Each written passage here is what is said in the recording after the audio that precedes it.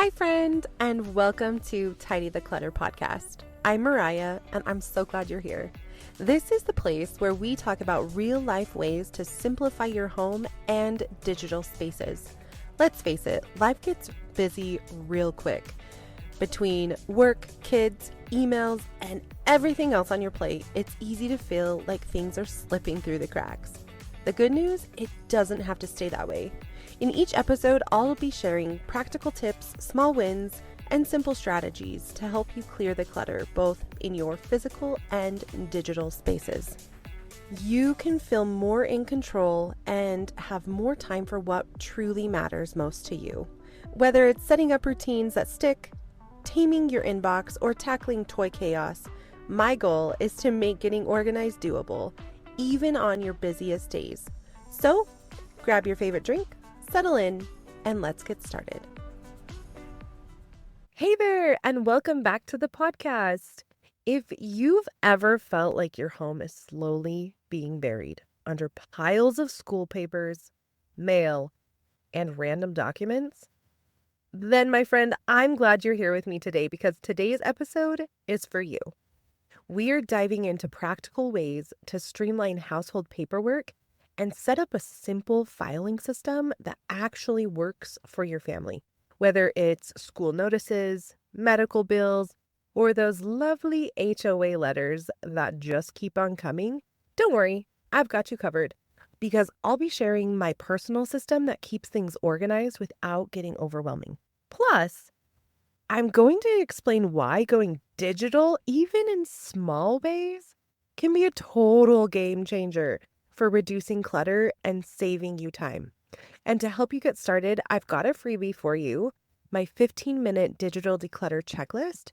It's designed to help you organize your digital life in small, manageable steps without adding more to your plate, which, hello, we all need that, right? You can grab it at tidytheclutter.com/014.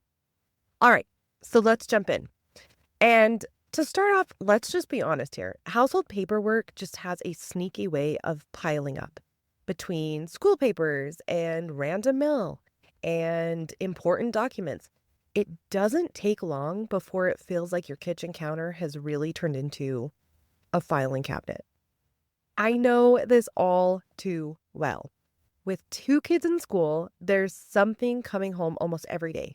From arts and crafts to permission slips to just really anything, my girls unload their papers right onto the kitchen table, which technically is part of our spiel right now. But I get it. School papers feel important, and it's hard to know what to keep, what to toss, what to save. But here's the thing. When we let it pile up, it adds more stress to our day-to-day lives. Suddenly, you're scrambling to find that one important paper or bill, and it feels like an uphill battle. If this resonates with you, you might find that our earlier discussion on simple routines to transform your space daily might be truly helpful. You can find the link on today's show notes at tidytheclutter.com/014. Now, that's why I've developed a system to simplify paperwork. And the key is keeping it light and easy to manage. Because as moms, we don't need more heavy things on our plates.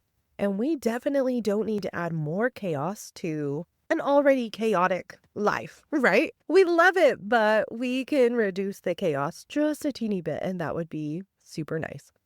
There's no massive filing cabinets, no overly complicated categories, just simple, quick steps to really handle paper the moment it enters your home. So let me break down exactly how I do it, and ideally you'll get some ideas and start your own routine. First up is school papers. Here's my current process. When my girls unpack their backpacks, they put things on the kitchen table. That is what we do. I know it does not sound very organized at all, but I tackle it as I'm getting dinner ready. So any art or fun projects kind of get prime real estate on the fridge. That's where they can show it off. That's where everybody sees it. And they stay there for like a week or two. Then we rotate them out. The more important papers like permission slips or event notices, they either get added to my calendar or filed digitally if I need to keep them.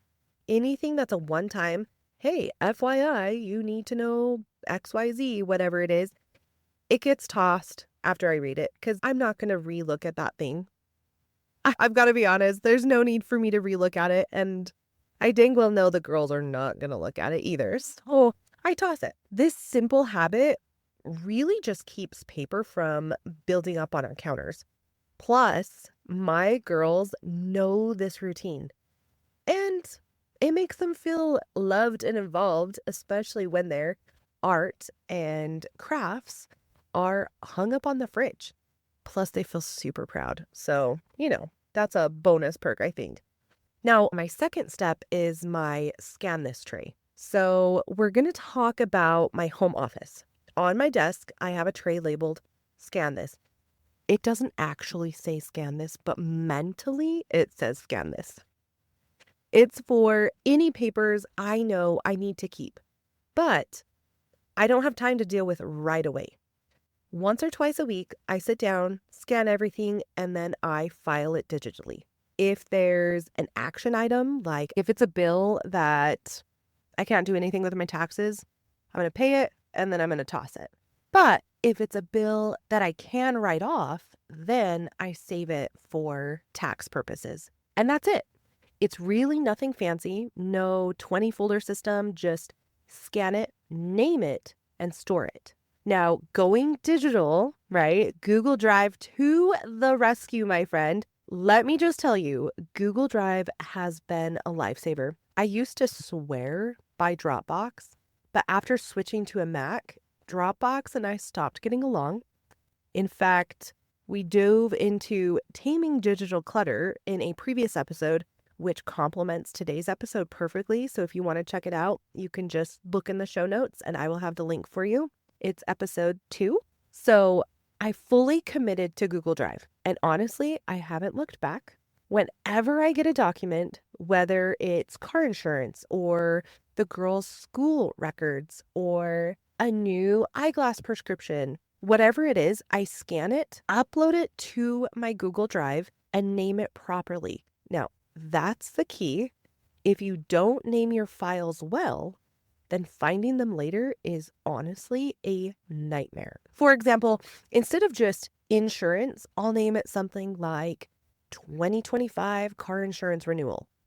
Giving it that date really helps the naming convention in my eyes. I find it so much easier because I see a date and I'm like, that is not the one I'm looking for because that was 2 years ago or whatnot. This way, I can just search for exactly what I need when the time comes. Now, let's just talk about some common challenges because there's common challenges in everything. One common challenge is there's just too much paper and I don't have time. There's too much paper, too little time. If you are drowning in paper, here's a simple solution. Use the action, save, and trash method. Okay? When mail or papers come in, sort them into 3 categories. The first is your action category, things like bills or forms that need attention, putting the highest priority thing on top of that stack. Then the second is save, papers you want to keep, like medical records or tax info or insurance claims or whatnot, things that you want to save, put in that category, in the save category. And lastly, have a trash category. So anything that doesn't need to stay in your life, whether that's, oh, hey, the book fair is next week, blah, blah, blah, blah, blah. And this is your 4th reminder. You probably don't need to keep that if you've already had 1, 2, 3 different reminders. Just things that you don't need to save for later or actionize, put them in the trash. Like if they really don't serve a purpose, put them in that 3rd category. I tackle the action pile about once or twice a week, like I mentioned earlier, and it just keeps the backlog low, and I'm not consistently trying to keep up. If I let my action pile get really big, I honestly get overwhelmed, and I'm like, I ain't got no time for that. There's just no time to action all of that stuff. So I like to keep my action items lower so that way I don't get overwhelmed by it. Now, another challenge that might sneak up is the, hey, but I might need that someday. I call this a giant dilemma because raise your hand if you've kept papers because you might need it later. Friend, I see you because I'm in the same boat. Here's the thing. If you haven't touched it in 6 months, you probably won't. You probably will not touch it or need it. So ask yourself, if I needed this, could I get a copy elsewhere? If the answer is yes, man, my friend, let it go. Let it go. Let's just recap here. To stay on top of household paperwork, keep it simple. Use a daily school paper routine, a scan this tray, you can name it whatever you want, and embrace digital tools like Google Drive. Or if you love Dropbox, you go girl, Dropbox is a great one too. For more insights, you might recall our episode on decluttering your workspace to boost focus and reduce stress. I believe it was episode 5, and you can check that out. It'll be in the show notes as well at tidytheclutter.com/014. Oh, and don't forget, if you are going the digital route, do not forget that naming your files properly is going to save you so much time and hassle down the road. There is so much less chaos when you've named it properly the first time than having to look through a whole bunch of files and be like super frustrated because you can't find what you're looking for. If you are ready to take the digital organization to the next level, I think you should just grab the 15-minute digital declutter checklist. You can grab it at today's show notes at tidytheclutter.com/014. It's full of tips to create simple digital systems that really make your life easier. Next week, we are going to be diving into something that hits a little bit more close to home, I think, for a lot of us. It is how to let go of items with emotional value without that feeling of overwhelming guilt. I'll be sharing my tips for recognizing emotional attachment and setting realistic boundaries, plus a few different strategies that I've come across when it comes to keepsakes and still remembering those special moments. If you've ever felt torn about what to keep and what to let go of, this one is going to be for you, my friend.